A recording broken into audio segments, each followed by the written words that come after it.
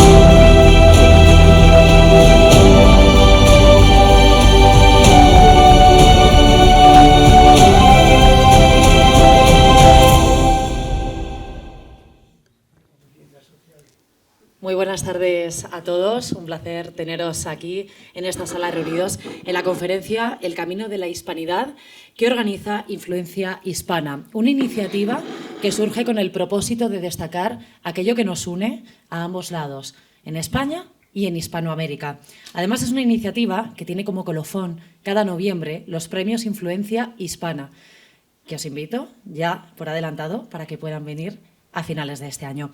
Lo primero, me gustaría dar la palabra al consejero de Cultura, Turismo y Deporte, el señor Mariano de Paco. Gracias.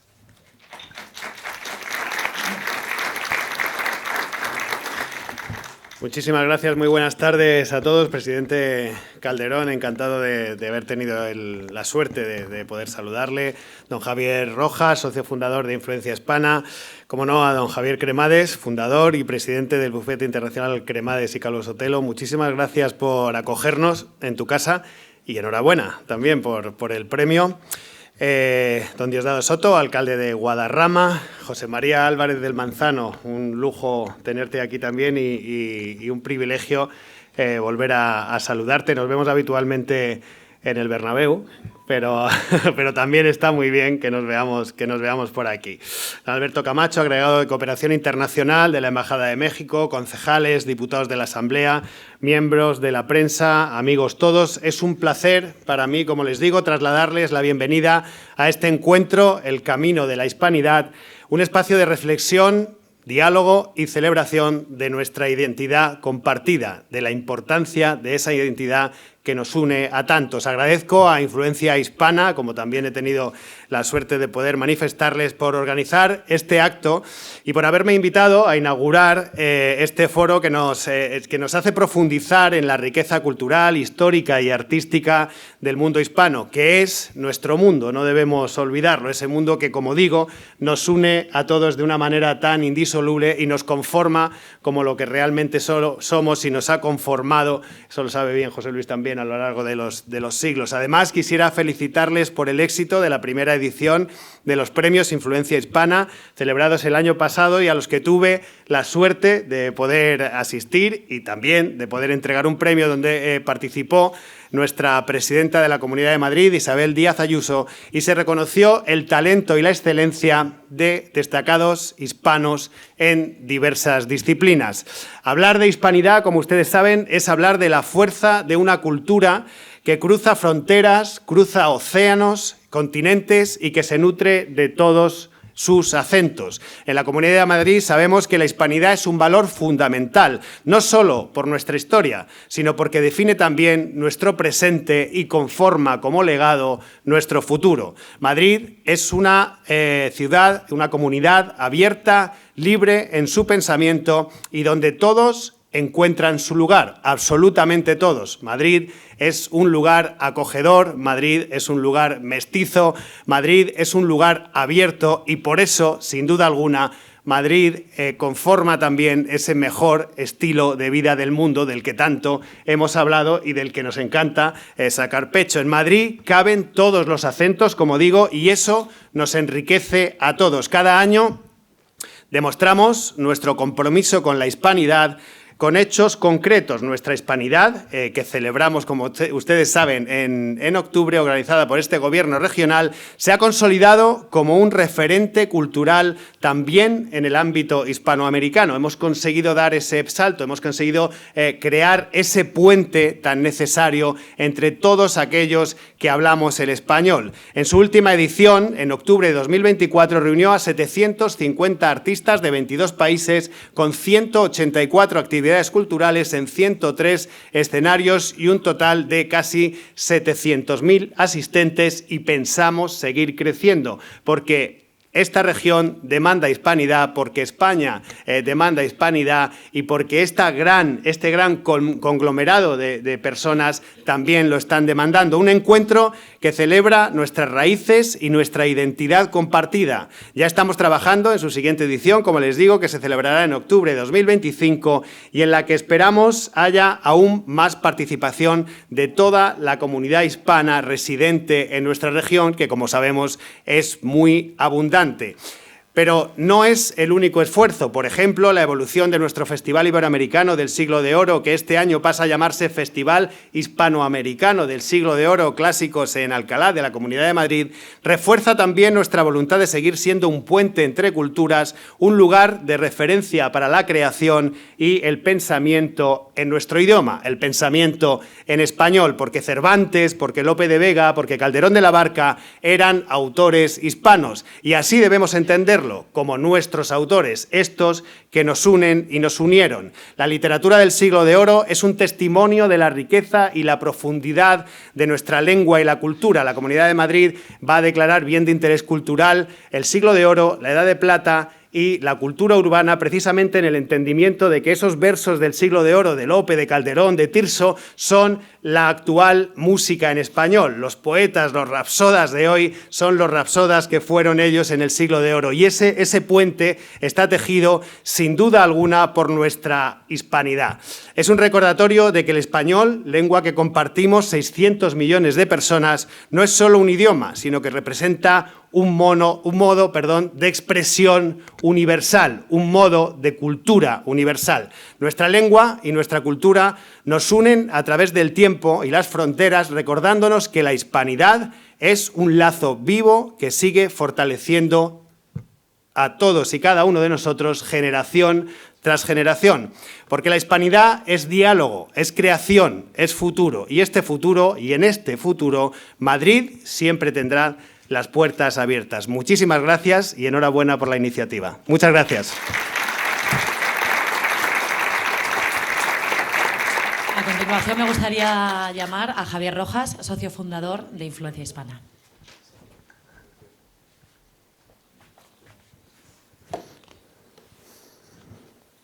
Bueno, en primer lugar, muchas gracias a todos aquí presentes. Gracias, consejero de Cultura, Turismo y Deporte, por acompañarnos. Gracias, además, presidente de México, Felipe Calderón.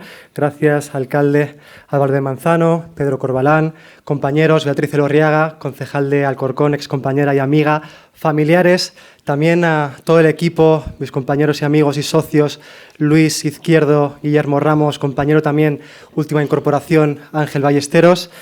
Gracias, además, de una forma muy especial, a ti, Javier, fundador y presidente de este bufete internacional Cremades y Calvo Sotelo y presidente, además, de la World Jurist Association, por tu generosidad, por acogernos en este increíble lugar que hoy se convierte en un punto de encuentro para reflexionar sobre la hispanidad y su futuro. Enhorabuena, además, por tu reciente premio al Español Universal 2024 que recibiste a manos del expresidente Felipe González.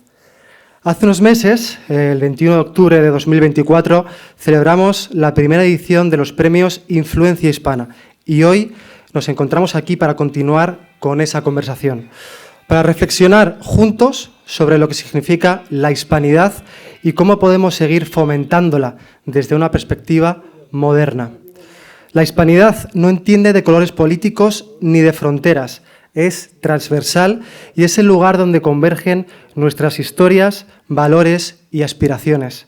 Es mucho más que un idioma, es arte, gastronomía, música, arquitectura, moda, deporte y una forma única de entender la vida. En Influencia Hispana creemos en una hispanidad que mira al futuro y se nutre de lo mejor de cada uno de los países hispanos. La pregunta que debe guiarnos debe ser: ¿qué tipo de hispanidad queremos dejar como legado? Debemos mirar al futuro y luchar juntos por esa hispanidad que soñamos, una moderna y capaz de inspirar a las generaciones que vienen detrás. No hablamos de un movimiento que parte de España hacia el resto, sino una hispanidad en la que cada país hispano es protagonista. Es una hispanidad en la que la cumbia o la bachata son tan válidas hispanas como la copla o el flamenco. Una hispanidad en la que Leo Messi representa el talento hispano tanto como lo hace el nuevo Santiago Bernabéu como un icono de arquitectura moderna. Es una hispanidad en la que figuras como el chef José Andrés, que lleva nuestra gastronomía al mundo, también dejan huella. En definitiva, esta es la hispanidad moderna por la que abogamos, creativa, emprendedora, vibrante y conectada con el presente y el futuro. Una hispanidad que no solo celebra lo que somos, sino lo que podemos llegar a ser juntos. Muchas gracias.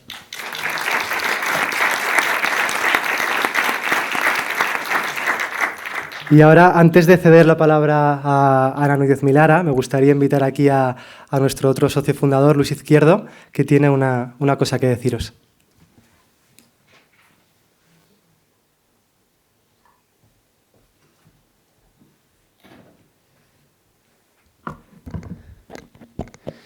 Buenas tardes a todos y muchas gracias por la gran convocatoria de hoy. Es un día en el que tenemos que celebrar porque la hispanidad también consiste en eso. Y hoy Influencia Hispana quiere reconocer a una figura que ha centrado su vida profesional en la lucha por la libertad y el imperio de la ley como base de todos los países hispanos. En la gala celebrada el pasado 21 de octubre, este mismo reconocimiento fue recogido con gran orgullo por María y Sofía Cremades, hijas de Javier Cremades, en un gesto que simboliza la continuidad de su legado y compromiso con estos valores fundamentales. Hoy nos hace una especial ilusión coger ese testigo y entregártelo en persona, Javier, como símbolo de nuestro agradecimiento y admiración. Por favor, sube a recoger este galardón que tanto mereces. Muchas gracias, Javier.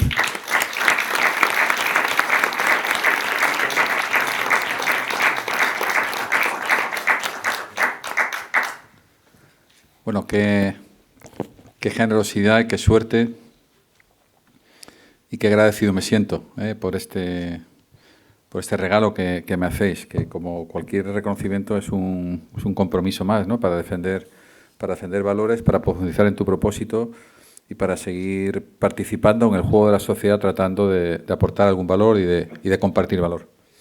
Estoy muy contento de ver cómo dos jóvenes como vosotros habéis puesto en marcha un movimiento movilizando administraciones públicas como la Comunidad de Madrid. Estoy muy feliz que esté aquí nuestro consejero de Cultura, Turismo y Deportes, como José Luis López Linares, que está teniendo un impacto en la cultura contemporánea a través de sus obras de arte documentales, de nuestro presidente, Felipe Calderón, que representa el primer país de habla hispana hoy del mundo, el país probablemente más influyente del mundo del habla hispana, que es México. Nuestro alcalde de Madrid, que es mi querido José María, mi querido socio, todos ustedes que están aquí dedicando tiempo. Permítanme, nuestros amigos de Venezuela, que estoy viendo, y de Colombia y de otros países que estáis aquí, ¿no? Carlos de la Mata, que también estoy viendo, Genaro González del Hierro. No sabía que estabas aquí, Beatriz, que has defendido siempre la familia y la civilización occidental a través de tus políticas también en la Comunidad de Madrid.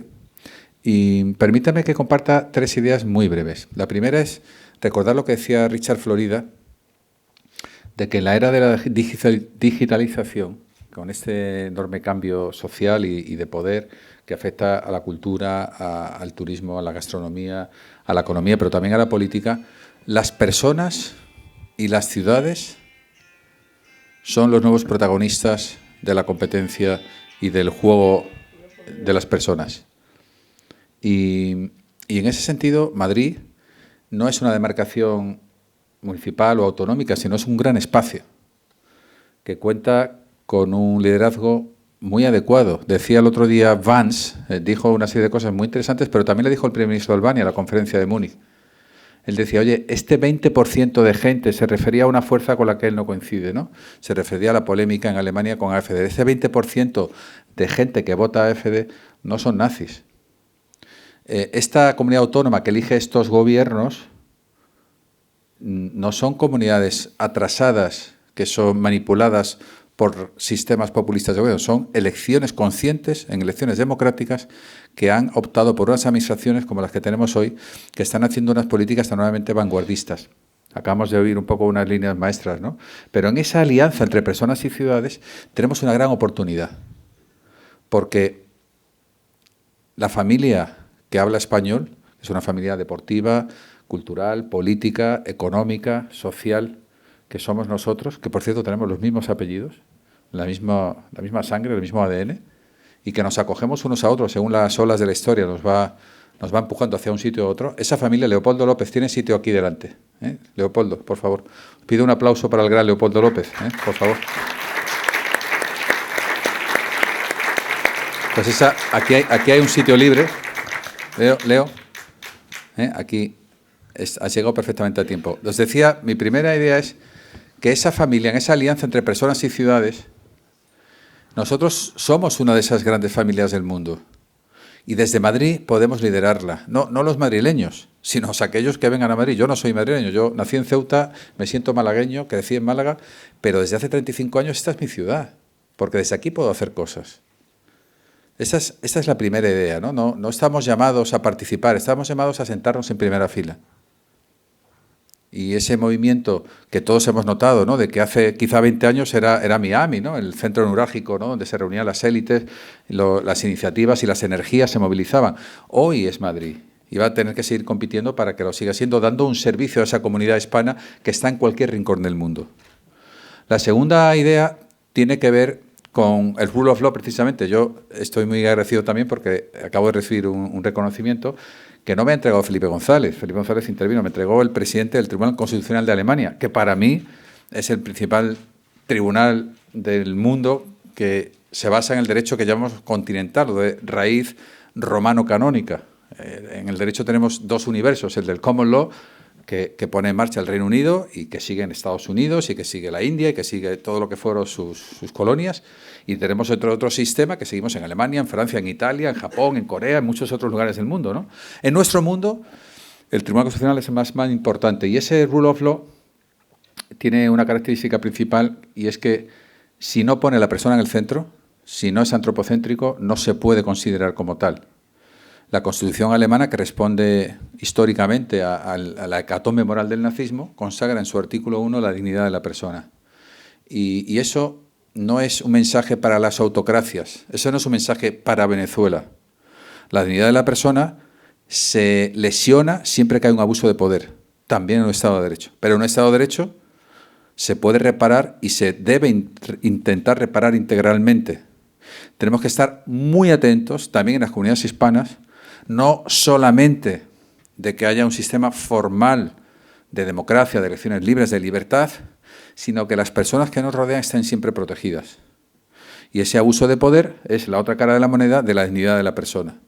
Tenemos que estar muy atentos para que nuestros sistemas no solamente no caigan del lado oscuro de que alguien usurpe el poder y rompa esa regla sagrada que es el Estado de Derecho, de que el poder público solo se puede ejercer con legitimidad si está sujeto a la Constitución y a la ley, y esa Constitución y esa ley deben ser antropocéntricas. No basta con eso. Eso es muchísimo y los venezolanos bien lo saben porque ya lo han perdido y ojalá lo recuperen pronto. Pero una vez que tengamos eso, tenemos que construir un sistema de justicia social, de colaboración, de inclusión, y es en lo que estamos, de dar oportunidades a todos, de que nadie se quede atrás. Esa será la mejor manera de que el sistema funcione, y es que los individuos estén protegidos. Esa es la segunda gran idea, ¿eh? No lo hemos conseguido. No estamos ahí, ni lo vamos a estar nunca. Es una tarea pendiente, de que nadie se quede atrás, de que nadie herido, de que nadie roto tenga una mano al lado y vea amparada y protegida su dignidad. Y eso el Estado no lo va a conseguir, eso lo vamos a conseguir, el Estado nos da un marco, lo vamos a conseguir nosotros.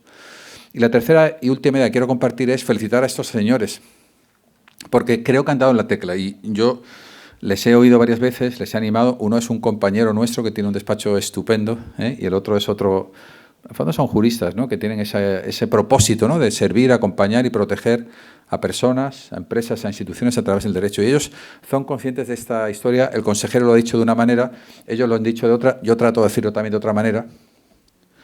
Pero creo que han acertado por el momento, pero también con el concepto, ¿no? Influencia hispana. Podríamos haberlo hecho de otra manera.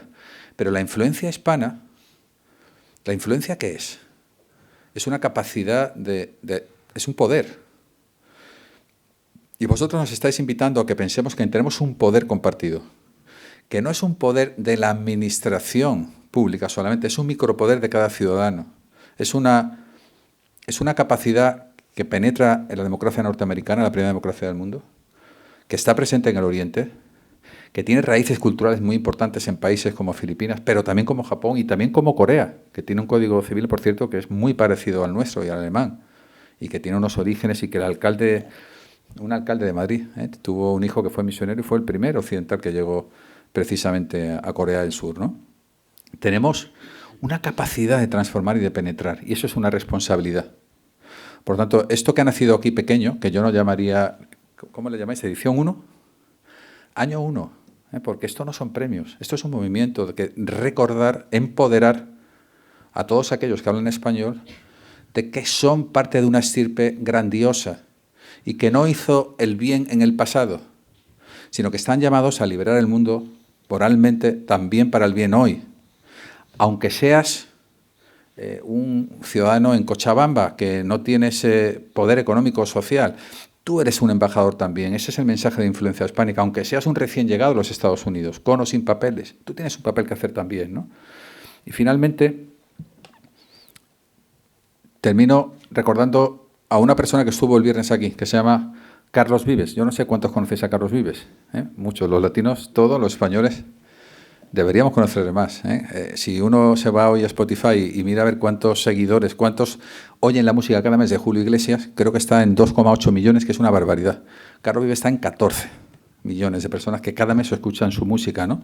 Y él empieza con el mundo de la cumbia, pero hoy en día es una artista global. Y él aquí habló, el vallenato, lógicamente, él habló de lo que es la comunidad hispana, lo hizo de una manera preciosa. Dijo, que no nos engañen. Que no nos engañen. Nunca fuimos colonias.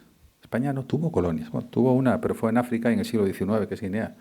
Éramos el mismo territorio bajo la monarquía hispánica y, por cierto, con una visión del derecho extraordinaria, donde el estatuto de cada uno estaba garantizado, vinieras de donde vinieras. Tenías el mismo derecho a la justicia, el mismo derecho a la ciudadanía.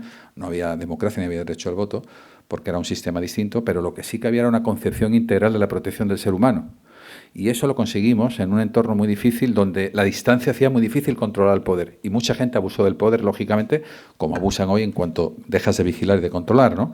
Pero Carlos lo dijo de una manera muy bonita, ¿no? Y dijo, oye, yo soy lo que soy porque vengo de ahí. Y creo que todos somos lo que somos, tengamos el acento que tengamos dentro de España, fuera de España, porque venimos de ahí. Muchas gracias por recordarlo, muchas gracias por reconocerme y muchas gracias a todos por estar trabajando para que esa influencia hispana sea siempre una fuerza para el bien. Muchas gracias.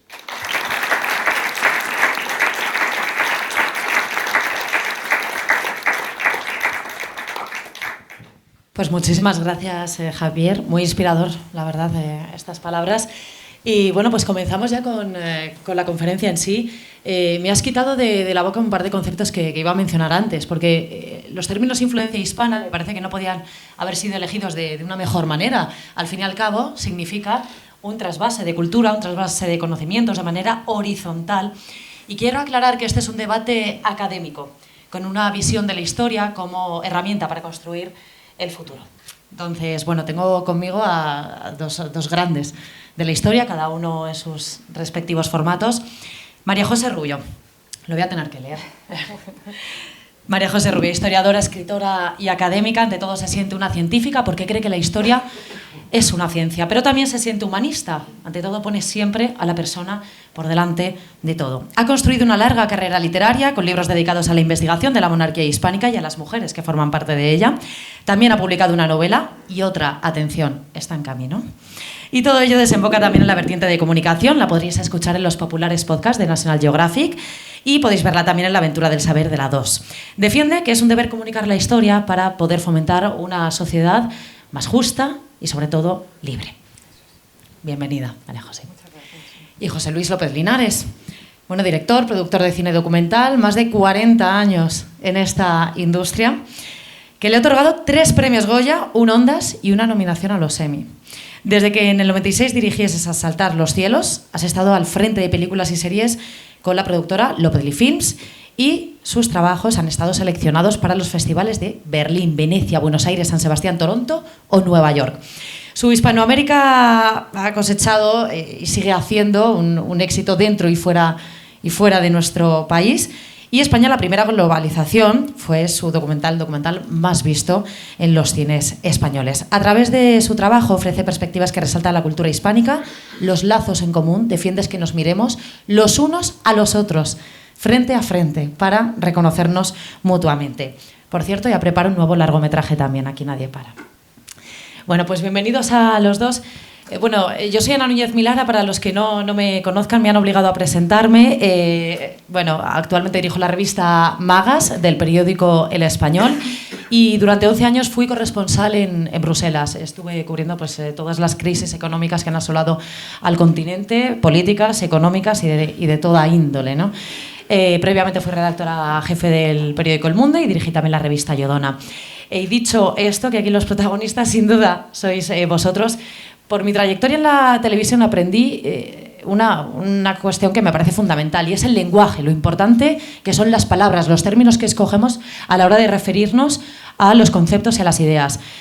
Estamos en un debate que se llama Camino de la Hispanidad.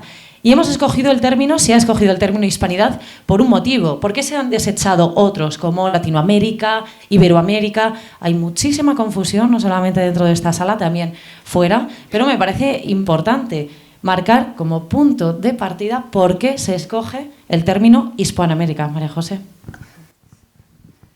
Bueno, buenas tardes. ¿Se me escucha bien? Bueno, muchísimas gracias por invitarme. Influencia Hispana. Me sumo a todos los agradecimientos a las personalidades que están aquí, a todos ustedes. Un auténtico placer ver una sala llena de gente. Aquí estamos todos para escuchar la cultura, el conocimiento y todo lo que nos inspira y nos hermana. Así que gracias Ana por tu presentación y un honor estar junto a José Luis. Bueno, hablamos de hispanidad y hablamos de palabras, ¿no? Decía Wittgenstein que los límites de tu mundo son los límites de tu vocabulario, ¿no? Y de tu palabra. Las palabras van más allá del puro léxico, ¿no? Identifican conceptos, identifican momentos históricos y es verdad que el mundo hispano está plagado o de una historia de determinados términos que corresponden a cada periodo histórico, ¿no? Sabemos que cuando Colón marchó hacia allá iba en busca de las Indias, ¿verdad? Él pensaba encontrarse la isla de Zipango, Japón, y después llegar a Cathay, a China, y él siempre murió pensando que había llegado a las Indias, ¿no? Por eso el término Indias fue el que arraigó desde el primer momento del descubrimiento, ¿no? De hecho, por eso las instituciones que se fundan en España en ese momento llevan ese nombre, el Consejo de Indias, las leyes de Indias. Indias fue el término, las Indias occidentales, también el Nuevo Mundo, ultramar, eso fue el término que predominó desde el siglo XVI, junto a otro que empezó a caminar de la mano, que fue el término de América, que se debe a un capricho geográfico.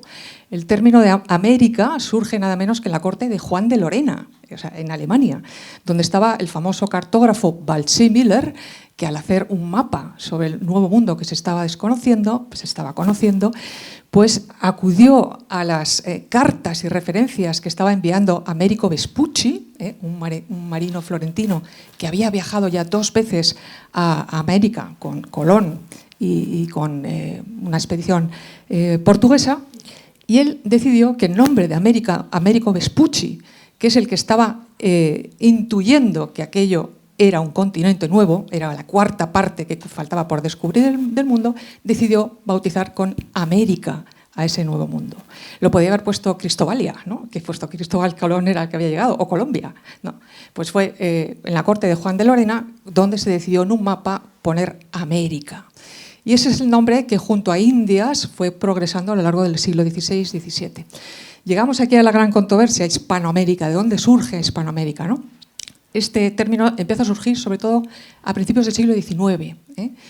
El siglo XVIII se hablaba de la América española, pero es a partir del siglo XIX, precisamente, cuando empiezan a surgir todo el proceso de independencias, cuando un grupo de intelectuales, en ambiente de intelectuales de élite española, empieza a surgir el término Hispanoamérica, precisamente para reforzar el sentido de unión de la América y España, ¿no? De hecho, no es casualidad que en ese momento la Constitución de 1812 de Cádiz hablará de los españoles de un lado y el otro del océano, ¿no?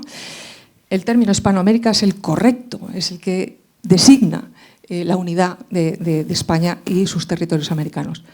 Entramos en el término más polémico, que es el de Latinoamérica, que surge, es un extranjerismo que no surge por casualidad, es un extranjerismo muy bien colado, porque surge en el ámbito geopolítico de la Francia del siglo XIX, Francia de mitad del siglo XIX, en la corte de Napoleón III, con todo su deseo de poner los pies en América, como así hizo, estableciendo en México una monarquía con Maximiliano de Habsburgo. Es precisamente desde la Francia de mitad del siglo XIX donde surge el término Latinoamérica, acompañando con mucha una actitud muy civilina a toda la leyenda negra, ¿no? Precisamente para separar todo el legado español de América, ¿no? Discutir la capacidad de España de tener el monopolio de América. Es decir, que el término Latinoamérica, que cala profundamente, es un término extranjero,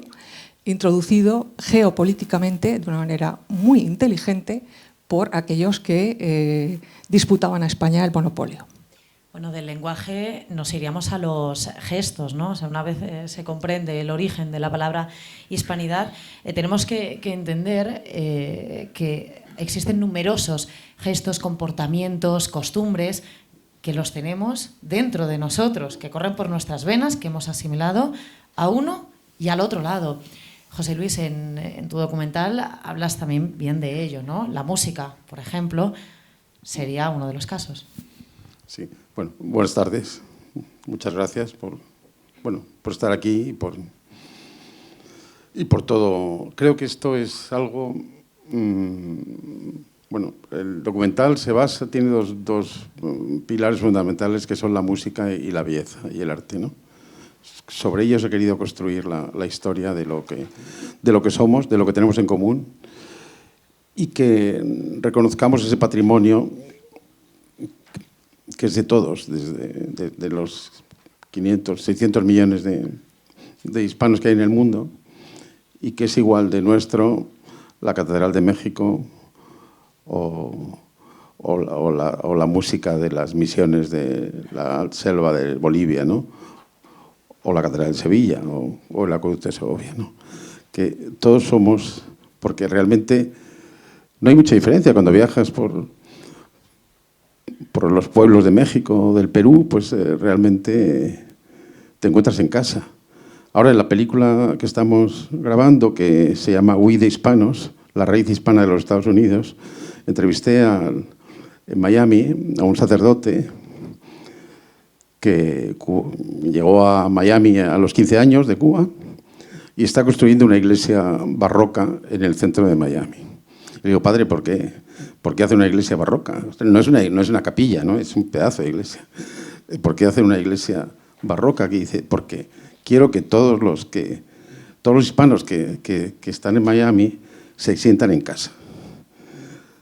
Y entonces dice, además quiero una cosa, algo que va a durar 300 años. Lo estamos haciendo con pan de oro, con madera de cedro, o sea, no es una cosa para... No, quiero que esto quede... Y hay que ver la iglesia, que es espectacular, ¿no? Tiene una colección de arte virreinal que le ha ido consiguiendo, de Perú y de México, impresionante. Y bueno, pues eso es realmente lo que nos une de una forma increíble, casi milagrosa, porque, bueno, vale, está bien, son 300 años de virreinato, ¿no? De una que cuando decían, ¿dónde está el oro? Pues mira a tu alrededor. O sea, en América no tienes más que mirar a tu alrededor para ver dónde está el oro. No, ¿Quieres que lo llevaron el oro? Pues no, parece que no se lo llevaron. En México hay una lista de pueblos más, no sé cómo, no me acuerdo ahora exactamente cómo se llama, como los pueblos más bonitos de México, son todos virreinales. No, o sea que no. Los pueblos mágicos, evidentemente son todos virreinales, ¿no? No hay nada más, o sea que realmente es algo que está, en la que cualquiera nos reconocemos inmediatamente, ¿no? Estamos ante la mayor corriente cultural del mundo. ¿Sobre qué elementos se sustenta esto? Bueno, se sustenta sobre un pasado histórico con sus luces y sus sombras, porque bueno, el poder de la historia, para mí la historia es un lugar de conocimiento y el conocimiento es libertad, fuera de toda ideología, donde debemos acudir a la historia precisamente con el espíritu de comprensión. Y se ama lo que se conoce, ¿no? Si todos volviéramos a reconocernos en esta historia común, estaríamos hablando de otras cosas, ¿no? Bueno, este legado cultural impresionante, como repito, con sus sombras y sus luces, se basa en cosas absolutamente revolucionarias y pioneras que surgieron de ese contacto común entre España y México, ¿no? Hay que recordar que nos hicimos juntos. O sea, España no era España. Cuando descubrió América en 1492 era el Reino de Castilla y el Reino de León. Tampoco México era México en 1521. Todos nos hemos hecho juntos en esta hispanidad. Ha sido un constructo juntos, ¿no? Una historia, un legado que hemos creado, hemos fabricado entre todos. España logró cosas pioneras, ¿no? Pues desde la red de universidades, la primera universidad que España funda en América en 1538, 100 años antes que Harvard. Una red de 32 universidades. España llevó lo mejor que tenía de su educación. Las universidades que llevó tenían las mismas materias y los mismos conceptos que la Universidad de Salamanca, y estaba abierta no solo para los españoles, que eran una mínima parte de la población que llegó allí, sino para los criollos y para los indígenas, los colegios que allí se montaron. España fue pionera en el lenguaje, el llevar ese lenguaje que hoy hablamos 600 millones de personas, con la famosa gramática de Nebrija, el mismo año en que se descubre América, en 1492, y bueno, un idioma que fue un puente de unificación cultural y que no pretendió ni mucho menos arrasar con las lenguas indígenas, sino todo lo contrario. Es que España fabrica los primeros diccionarios de lenguas indígenas, más de 400 gramáticas, y los primeros diccionarios al náhuatl y al quechua fueron una cuestión del siglo XVI. Por supuesto, la revolución jurídica, aquí ya se ha mencionado, Javier Cremades lo ha mencionado, todas las leyes de India son un auténtico monumento jurídico, o sea, son pioneras de los derechos humanos, pioneras del derecho internacional, y no se estudian en las universidades. ¿Cómo es posible esto, no? ¿Cómo es posible que se haya abandonado o ignorado ese monumento jurídico que fueron las leyes de India, absolutamente protectoras con el indígena? O sea, estuvieron desde la corona pensadas simplemente para garantizar que todo el mundo en América era persona. Eran almas, eran personas, y garantizar los derechos de los indígenas. Un monumento jurídico impresionante, ¿no? Es que fíjate, los dos puntos sobre los que se sustenta la leyenda negra inciden en el aspecto económico y en el humano, y muy pocos saben que el primer debate sobre los derechos humanos nace precisamente aquí en España, ¿verdad? Eso es, en la Escuela de Salamanca. José Luis, a lo mejor tú puedes... Bueno, sí, por supuesto.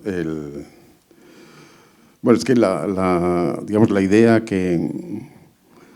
con la que se enfrenta España, Castilla, si quieres, se enfrenta al descubrimiento, que claro, debió ser algo que lo de la Luna es una tontería, realmente. O sea, no, ir a la Luna no ha tenido mayores consecuencias. Pero claro, descubrir un mundo nuevo que no estaba previsto, que no estaba... del que no había ningún conocimiento. De repente encontrar eso allí, pues imagínate si ahora hay problemas para hacer leyes que para los que estamos aquí cerca, cómo fue aquello, ¿no? Y entonces, bueno, Isabel de repente, con una capacidad increíble, pues ella no llegó en vida a conocer la dimensión que tenía lo que habían descubierto. O sea, murió antes pero ella plantó las bases de lo que fue luego toda la civilización que llegó a América, y la forma. Sin ella todo habría sido distinto. Entonces ella planta lo que se tiene que hacer y pone la impronta, ¿no? Y entonces es algo que, bueno, como por ejemplo, San Francisco de Asís, en un pueblecito pequeño de Italia, monta un follón que todavía, o sea, que ha transformado el mundo. Pues la idea de Isabel también es de esas, ¿no? Es la que, con una intuición fenomenal, con una, no sé, algo también increíble, no se puede explicar, plantea cómo tiene que ser lo que va a venir, el futuro. Y ese futuro es el que bueno, de alguna manera, evidentemente, no todo es fantástico, no somos ángeles, ¿no? O sea, pero eso es lo que se lleva a cabo al final, o sea, se lleva a cabo durante muchos siglos, ¿no? Y eso es algo, bueno, yo creo extraordinario, que es algo que no ha pasado nunca en otra forma de relación entre dos mundos, ¿no? Ahora que os tengo a los dos aquí, me gustaría saber cómo se podría responder desde un punto de vista historicista y académico a todos aquellos que reclaman que España debe pedir perdón. Bueno, pues yo aquí voy a contar una anécdota personal.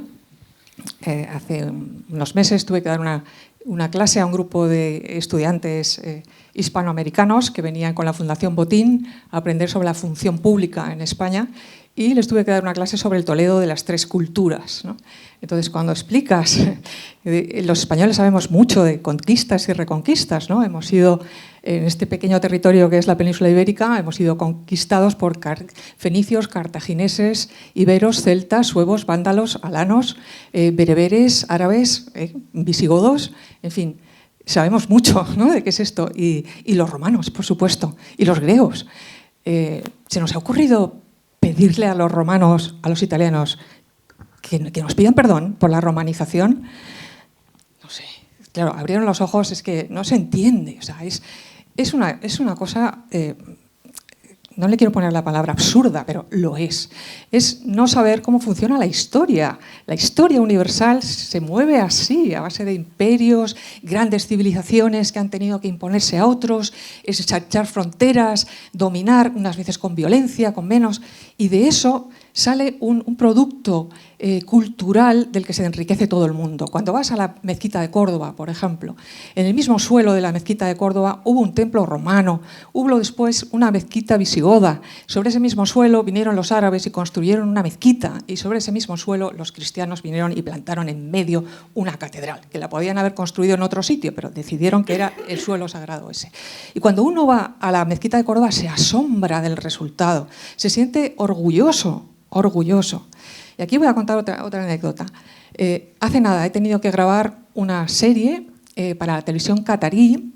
Están grabando una serie sobre el legado andalusí, el legado árabe andalusí.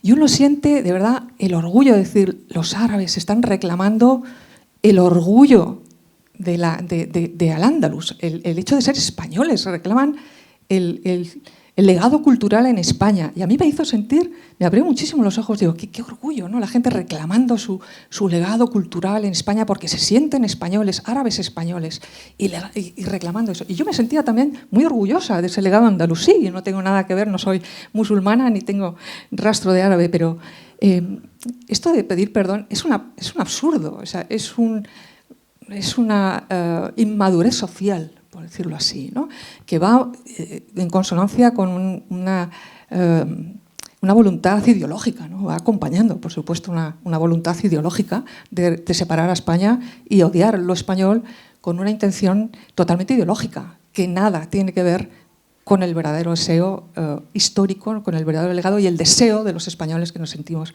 hermanos, ¿no?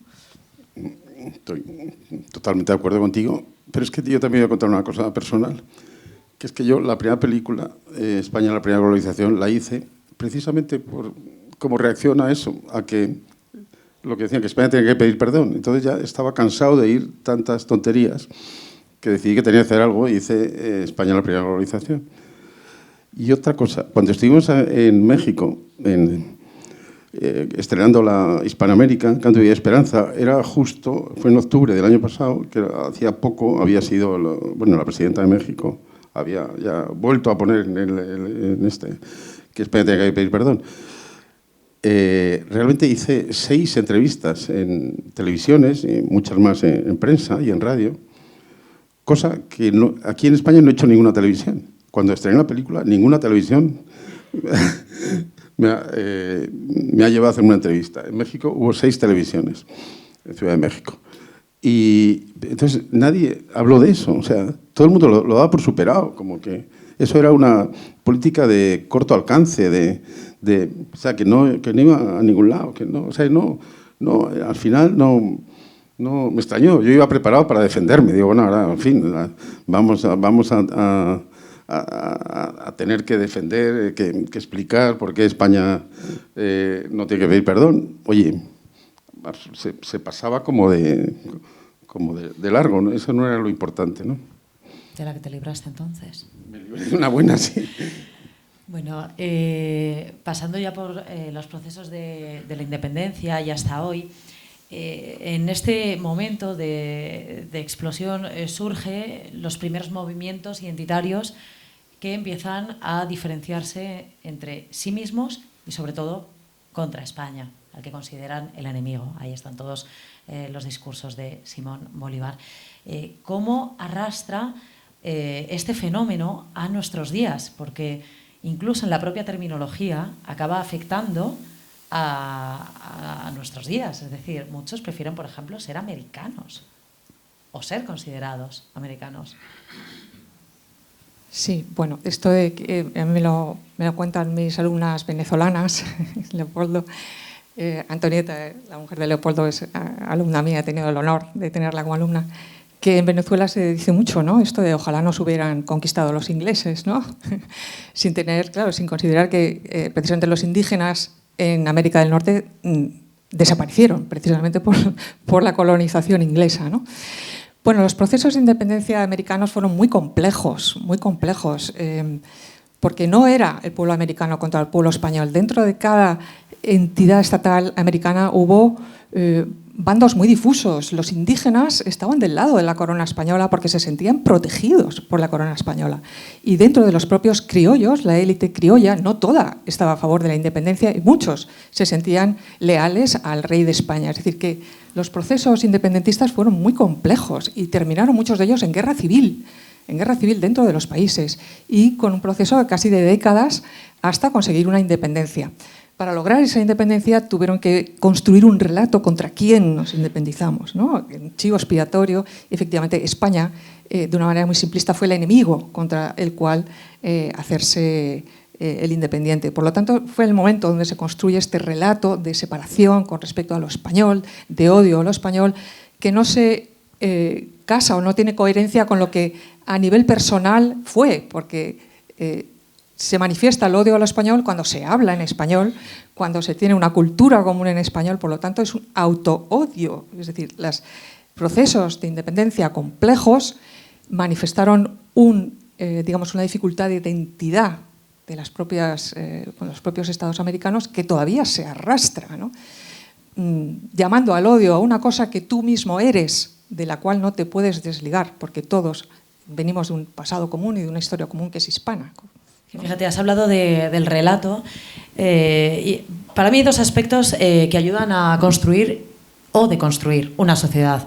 Una es la educación y la otra el relato. De ahí que haya tantos empeños en diferentes sectores de la sociedad por apropiarse de él. Estamos en un momento de encontrar esos lazos comunes para encontrar un relato común. Porque al fin y al cabo no nos olvidemos, estamos en una conferencia donde estamos buscando esos nexos que nos unen, centrándonos en el presente, en el futuro. ¿Estamos a tiempo de tomar las manos para construir y estar de acuerdo en este proceso, en este relato?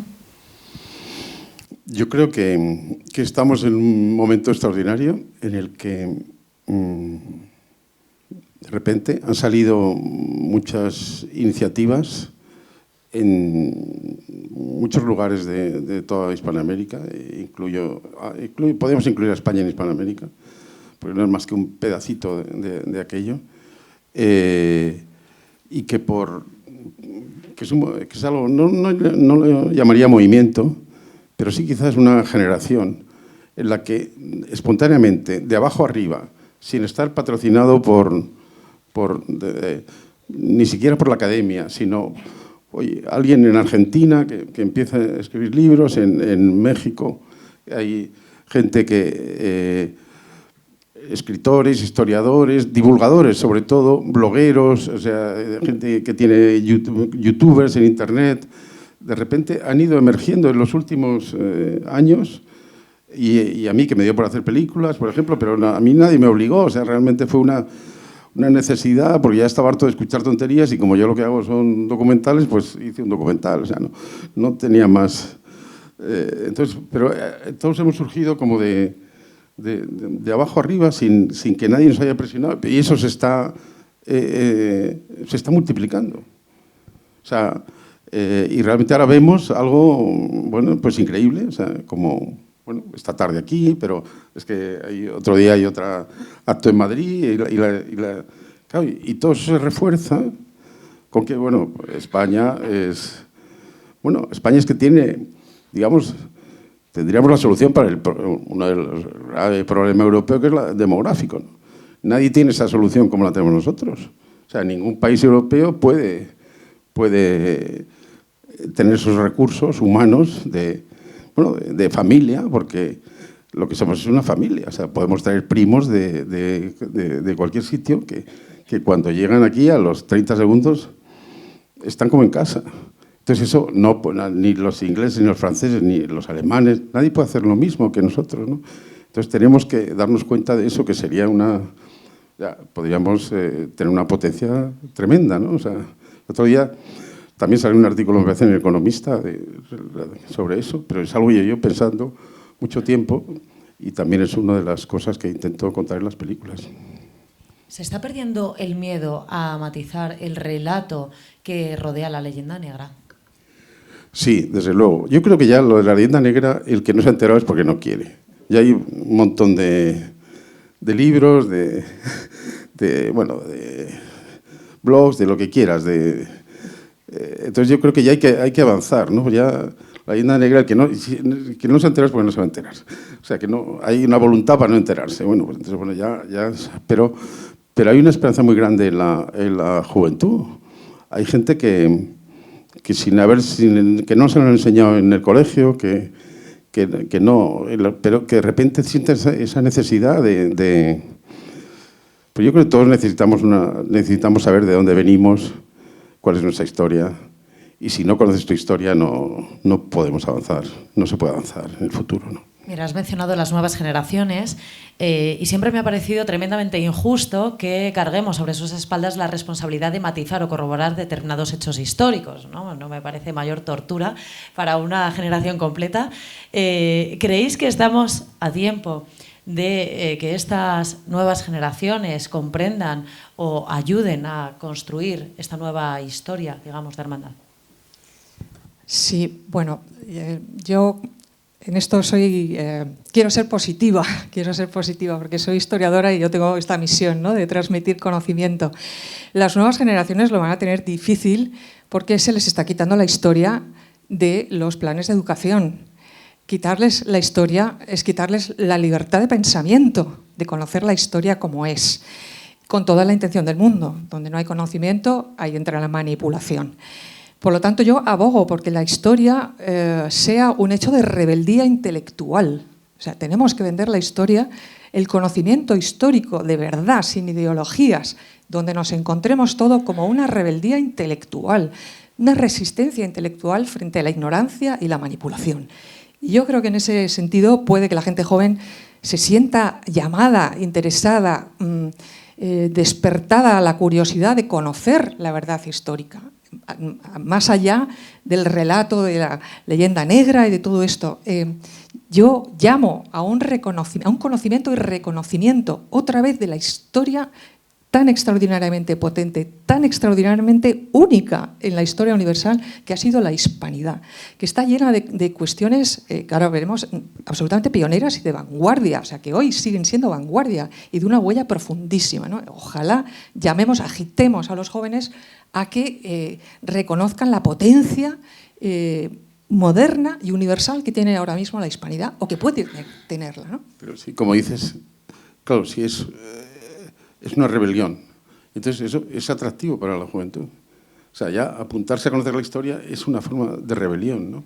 Lo están tomando así.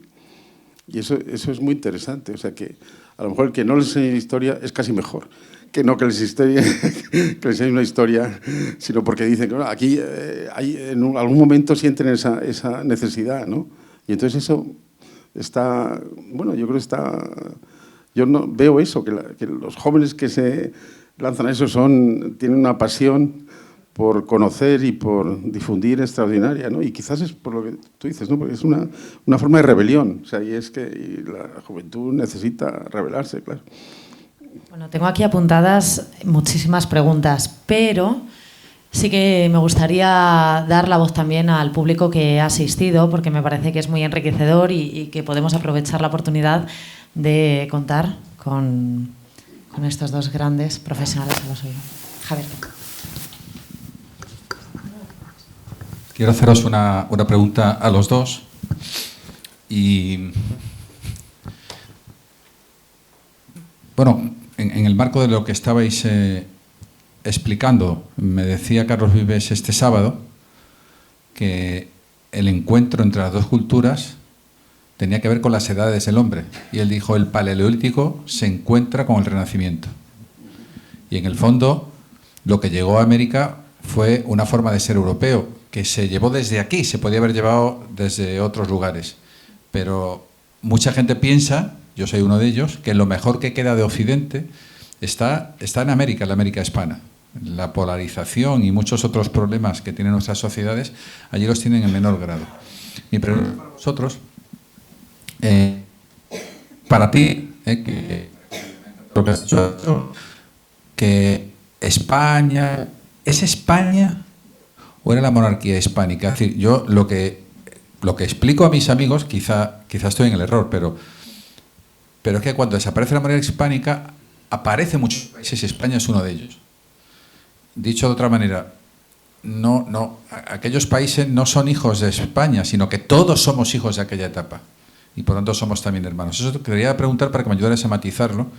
Y a ti te quería preguntar, José Luis, se cumplen el año que viene 500 años de la Escuela de Salamanca.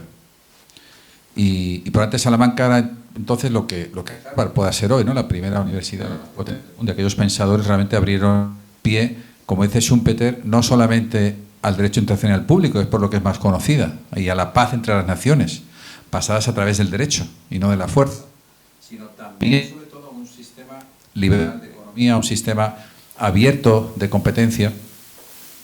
Y la pregunta que te hago es, ¿cómo podemos poner eso de manifiesto? Yo me quedé impactado porque en este auditorio, cuando se celebró hace un año un homenaje al juez Kennedy, vino la jueza del Tribunal Supremo Sotomayor a recoger un premio que él tuvo que entrar por videoconferencia. Cuando entró desde su casa, es un señor muy mayor, de 92 años, habló de Francisco de Vitoria con acento americano.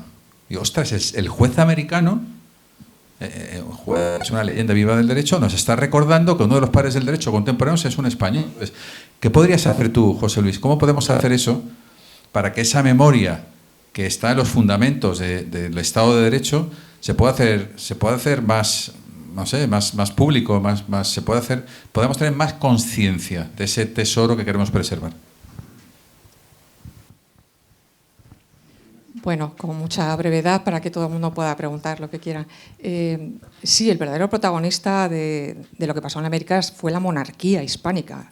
De hecho, muy bien ha dicho José Luis, la primera que pone, digamos, el tono a cómo debería ser ese dominio de un continente nuevo, con efectivamente un salto de siglos entre lo que se encuentran, una cultura en taparrabos, por decirlo así, antropófaga, con una cosmovisión completamente diferente a otra cultura que trae la filosofía griega, el derecho romano y el cristianismo de Jerusalén, ¿no?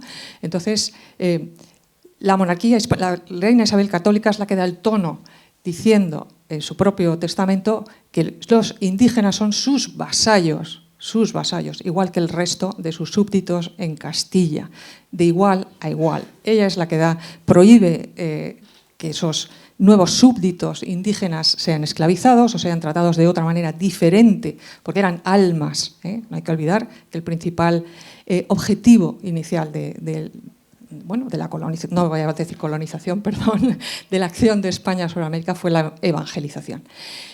Todas las leyes que emanan en ese momento, que protegen a los indígenas, que protegen toda la acción española, emanan de la corona. La corona era la jefatura del Estado del momento.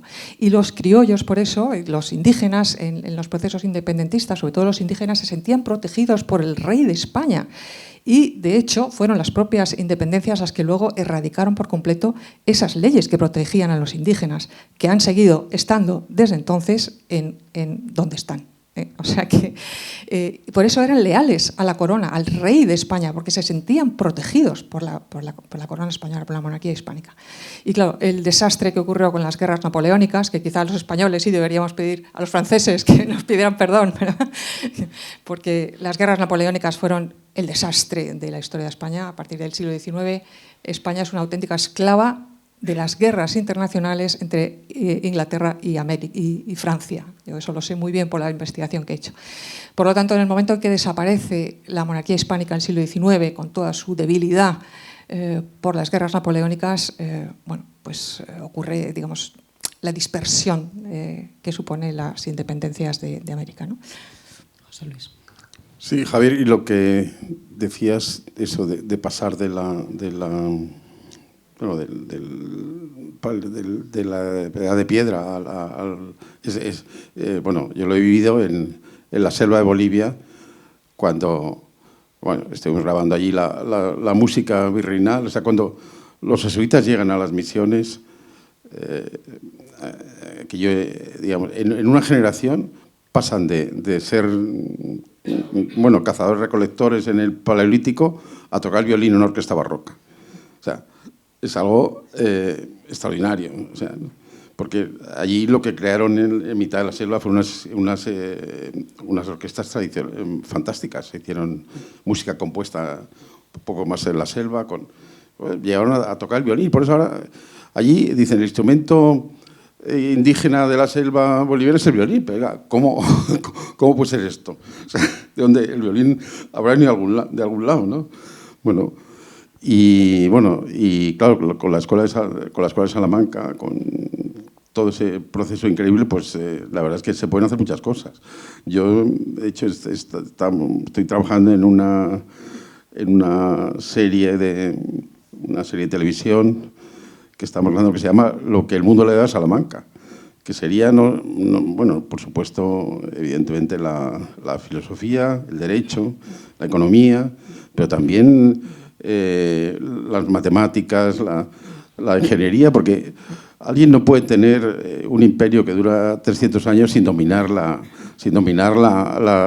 técnica y la ciencia, porque eso es imposible, ¿no? O sea, ese cuento que nos han ido contando de que en España no se hacía nada, es que no se puede mantener.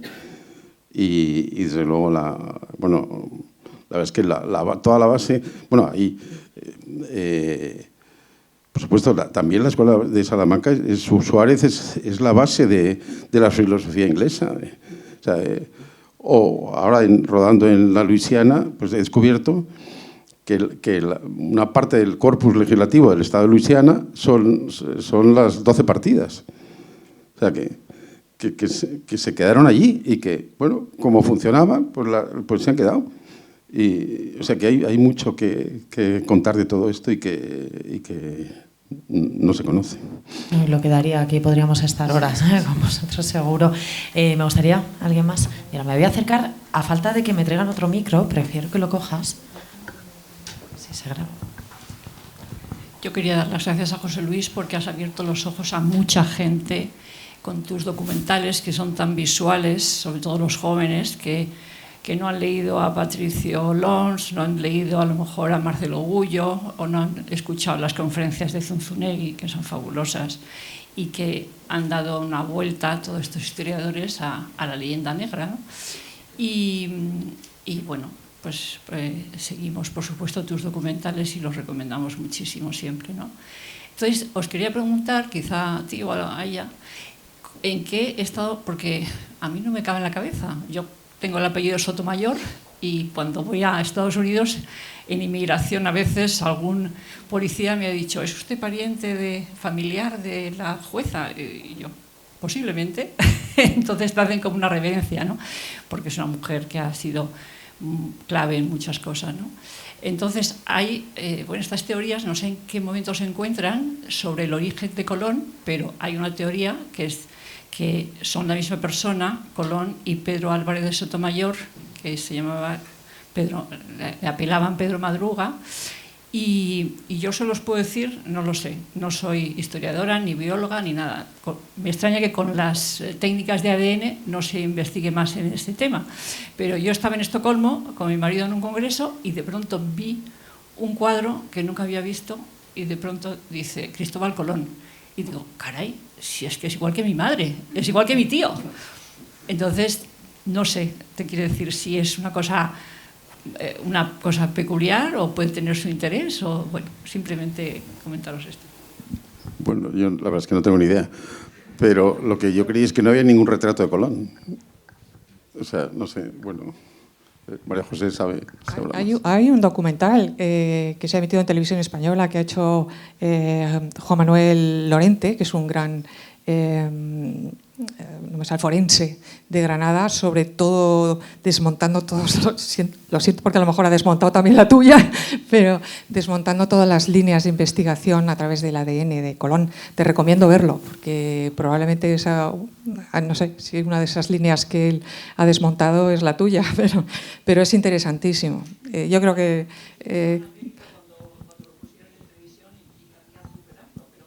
ya.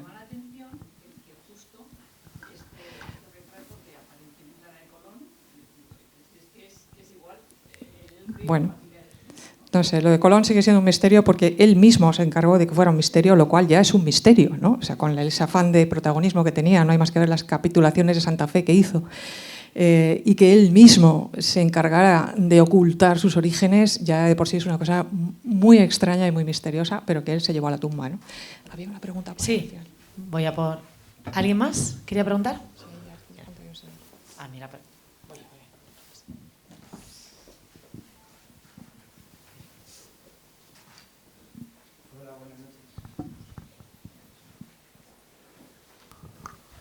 Buenas noches.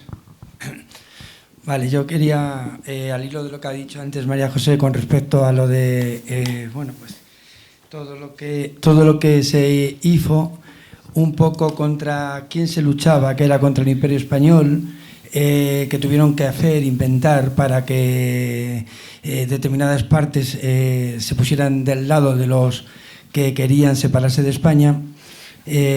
Antes con la leyenda negra también, si no ha habido cierta permisividad por parte de España, de la corona o de los españoles, porque yo creo que hoy en día también se busca un enemigo común contra el idioma, contra España, en determinadas autonomías, ahora en la actualidad se hace mucho también esto y se hace mucha permisividad contra todo lo español.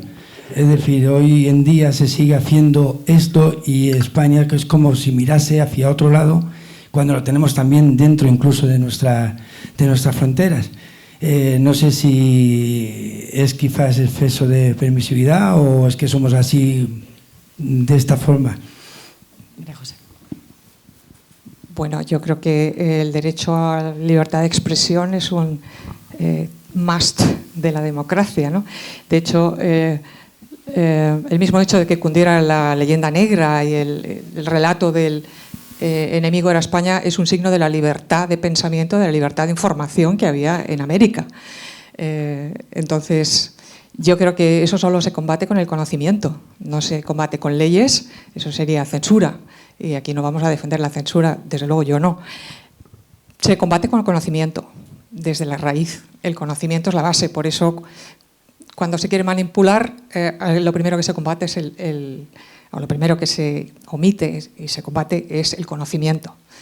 Entonces, libertad de expresión, pero también formación, conocimiento a la gente para que tenga criterio propio ante lo que está escuchando. Había una pregunta ahí al fondo. Ahí.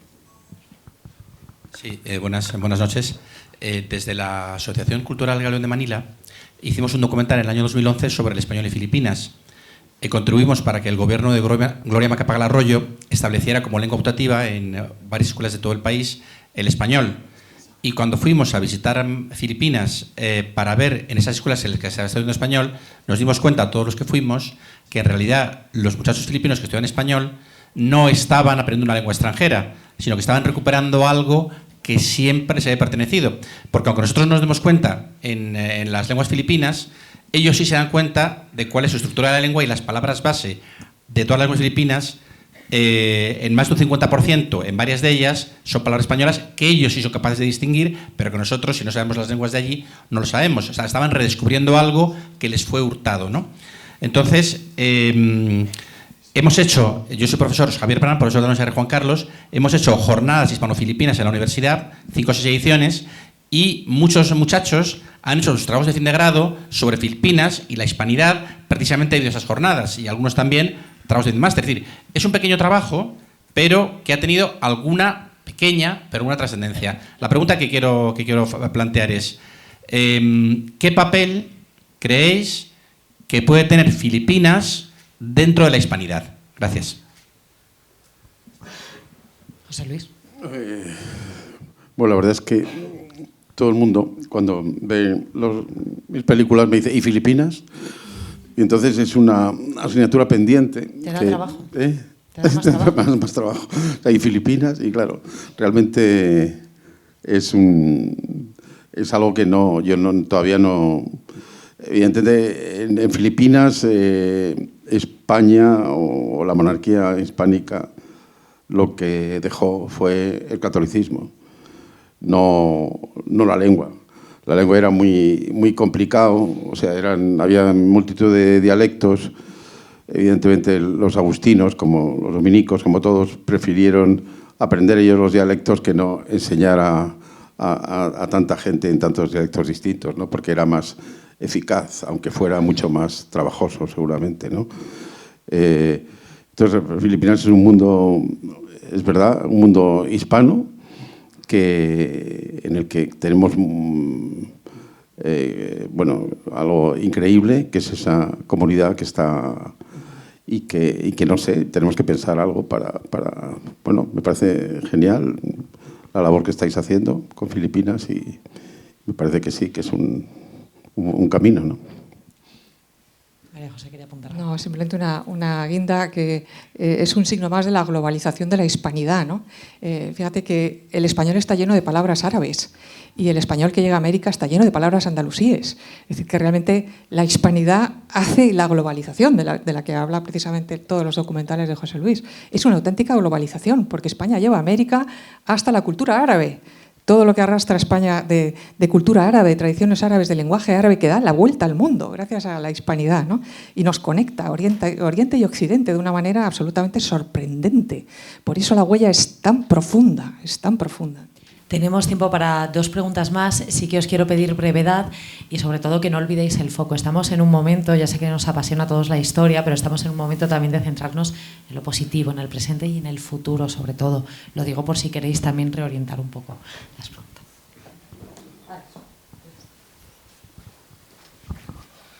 Bueno, primero me declaro admirador de José Luis y de María José. Mi nombre es Juan Antonio Tirado. Acabo de terminar un documental sobre la vida de Samuel Bronston. Y a mí Bronston me llevó al Camino Real, que fue un documental que hizo sobre Fray Junípero Serra. Y ese es mi siguiente trabajo. Estamos realizando un documental sobre Fray Junípero Serra, que fue para quien no lo conozca, es un santo español, que fue uno de los evangelizadores de California, que el que creó las ciudades de San Diego, Los Ángeles, San Francisco, Sacramento, donde está enterrado, en San Carmelo Borromeo, que es Carmel, la ciudad de Clint Eastwood, ¿no?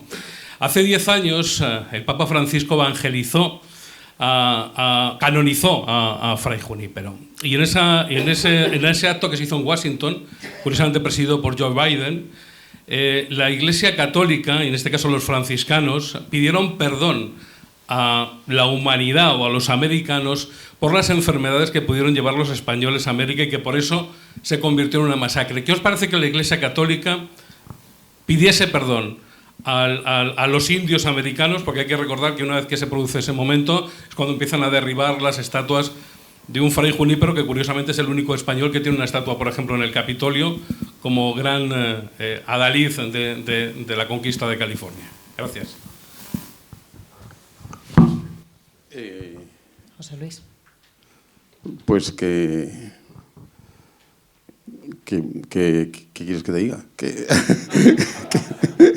Que por supuesto es un disparate, ¿no? Todo lo que, bueno, esa quina, vamos, bueno, por supuesto ya sabrás, ¿no? Que en Stanford le quitaron el nombre al paseo, quitaron la estatua, cuando realmente es un auténtico disparate, ¿no?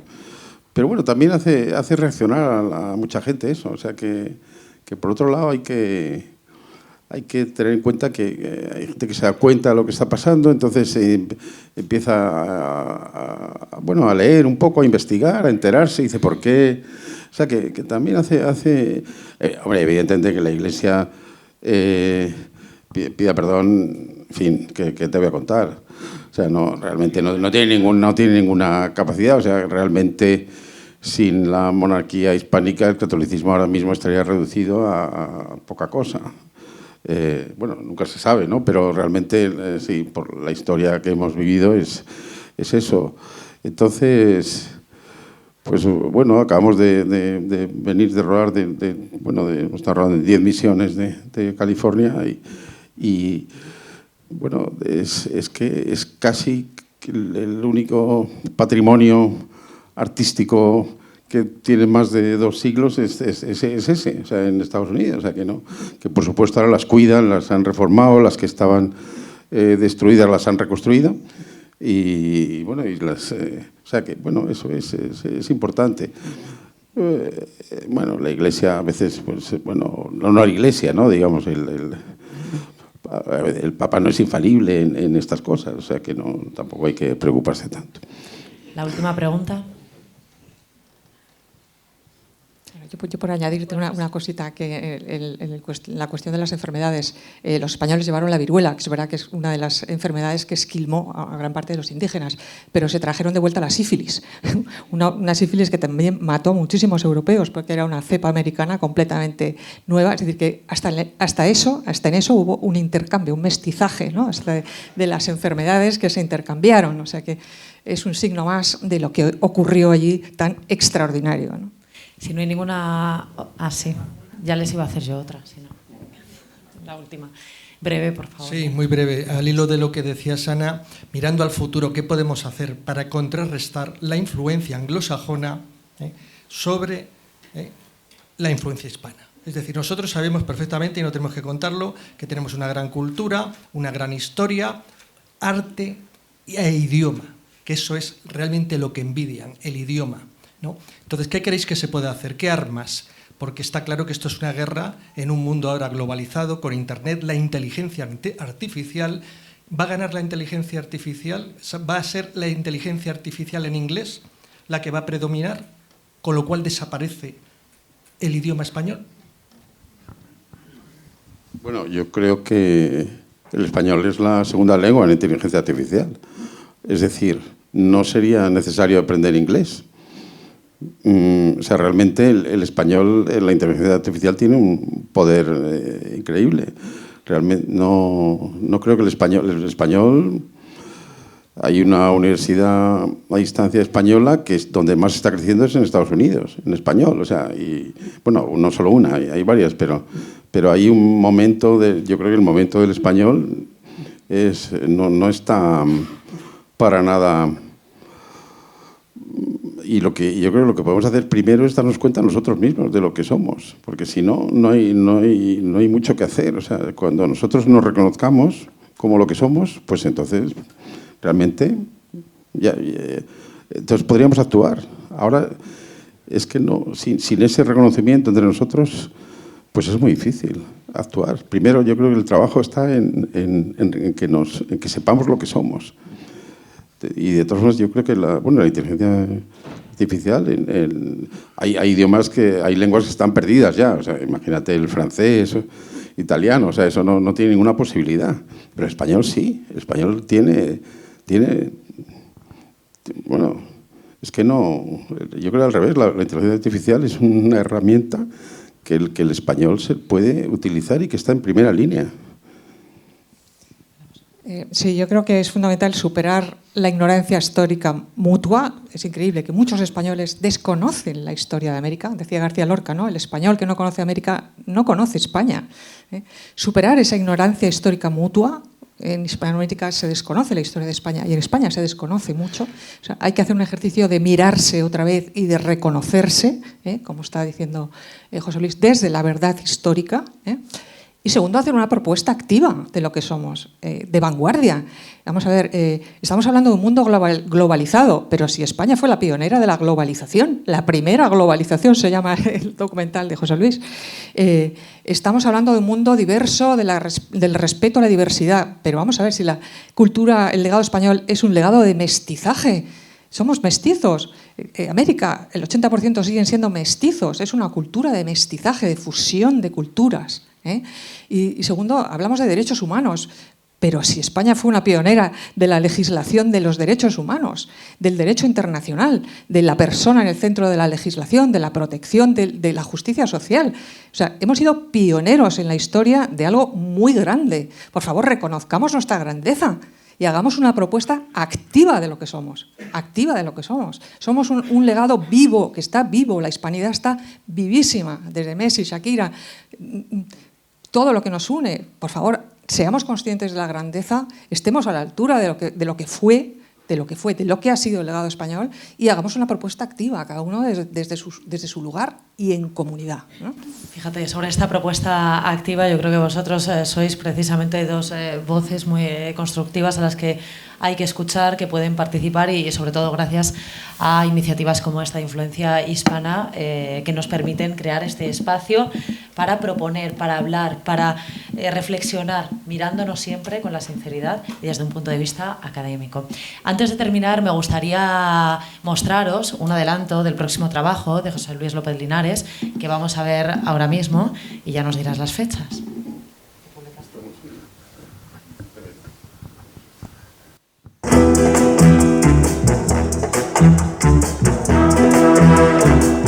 In America, there's always someone who wants and wants to destroy the past. But it's very important to honor the past, because if it weren't for the past, you wouldn't be where we are today. ¿Por qué tenemos nombres de Florida? ¿Por qué tenemos el Dorado? Pues por los libros de caballería. California es una isla que aparece en las sendas de Esplandián, que es el hijo de Amadís de Gaula. Pero vete yendo y todos los nombres que tenemos, muchos vienen de estos libros.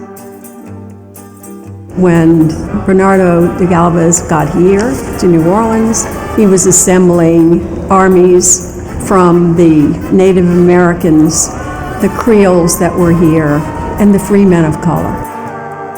There's no doubt that I think that had Spain not assisted the United States or the fledgling United States, they would not have been able to achieve victory. Esta iglesia está en Miami. Cuando estos hispanoamericanos que venimos de distintos sitios, cuando llegan aquí y entran, van a otro mundo. Hay aquí una atmósfera que los abraza y tal vez es la historia común de todos nosotros. El barroco fue el arte que abrazaba a todos y por eso no importa de dónde vengas, cuando la gente viene, dice, ¡ay! Es como en mi país. Todos los animales domésticos que no había, vacas, cerdos, chivas, borregas, gallinas, caballos, trajeron semillas en la bolsa de plantas que ni existían aquí, que ahora están. Todo eso entra en la expedición en 1598.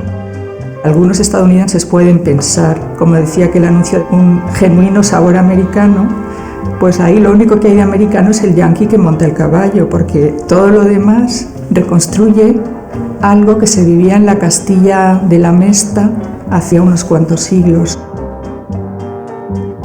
And I like to say, well, I think we have three mother countries, England and Spain, and then the Native American country that was here. Por la gracia de Dios, yo nací indígena y española. Yo ya no hablo del mundo anglosajón, yo hablo de los propios hispanos, mexicanos no tienen ni idea del Virreinato de Nueva España, hasta dónde llegaba. Están completamente abducidos por estas políticas identitarias. Cuando no se sabe quién es uno, hay alguien que te va a decir quién tú eres y nunca va a ser bueno.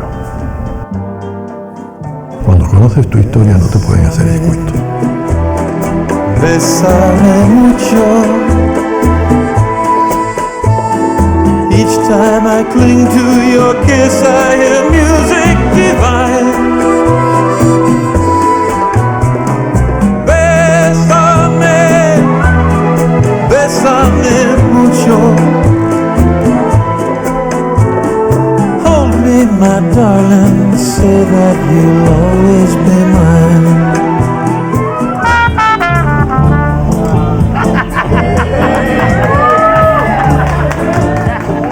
We're proud of our Spanish heritage.